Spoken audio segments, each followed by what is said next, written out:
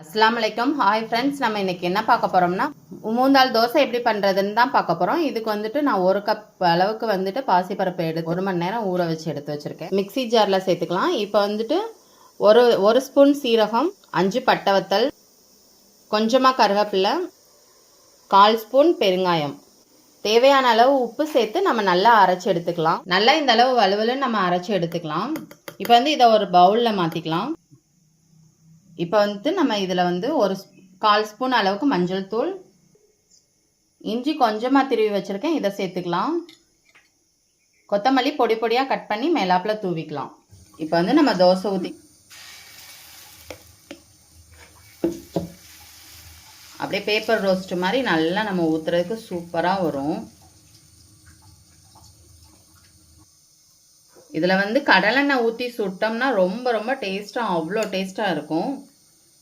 இதுக்கு தேவையான கார சட்னி நம்ம பார்த்துக்கலாம். வந்துட்டு ஒரு பெரிய சைஸ் ஆனியன் எடுத்து நம்ம இப்படி கட் பண்ணி வச்சுருக்கேன். இது வந்து ஒரு 2 ஸ்பூன் எண்ணெய் ஊற்றி நம்ம இதில் போட்டுக்கலாம். 6 பச்சை மிளகாய் எடுத்திருக்கேன், இதையும் சேர்த்துக்கலாம். இப்போ இது நல்லா கண்ணாடி பத அளவுக்கு நல்லா வதங்கிருச்சு. இப்போ ஒரு 3 தக்காளி, சின்ன சின்ன தக்காளியாக 3 எடுத்திருக்கேன், இதை வந்து சேர்த்துக்கலாம். துருவின தேங்காய் சேர்த்துக்கலாம். அவ்வளோதான், அடுப்பை ஆஃப் பண்ணிடலாம் லைட்டாக வதக்கி விட்டு. இப்போ நம்ம ஆறுனதும் மிக்ஸி ஜாரில் சேர்த்து தேவையான அளவு உப்பு சேர்த்துக்கலாம். உப்பு சேர்த்து நல்லா அரைச்சி எடுத்துக்கலாம். இப்போ நம்ம அரைச்சி எடுத்தாச்சு. இதுக்கு தாளிப்பு ரெடி பண்ணிக்கலாம்.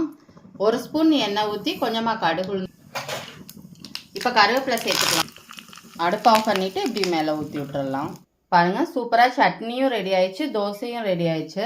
ரொம்ப ரொம்ப சூப்பராக டேஸ்ட்டாக இருக்கும். ரொம்ப ஹெல்த்தியானதும் கூட. நம்ம அப்படியே எடுத்து இந்த சட்னியில் டிப் பண்ணி சாப்பிட்டோம்னா அவ்வளோ ஒரு டேஸ்ட்டாக, அவ்வளோ ஒரு அருமையாக இருக்கும்.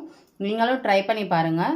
இந்த வீடியோ உங்களுக்கு பிடிச்சிருந்துச்சுன்னா லைக் பண்ணுங்கள், ஷேர் பண்ணுங்கள், கமெண்ட் பண்ணுங்கள், சப்ஸ்கிரைப் பண்ணுங்கள், கூடவே பெல் ஐக்கானையும் கிளிக் பண்ணுங்கள். Thank you friends.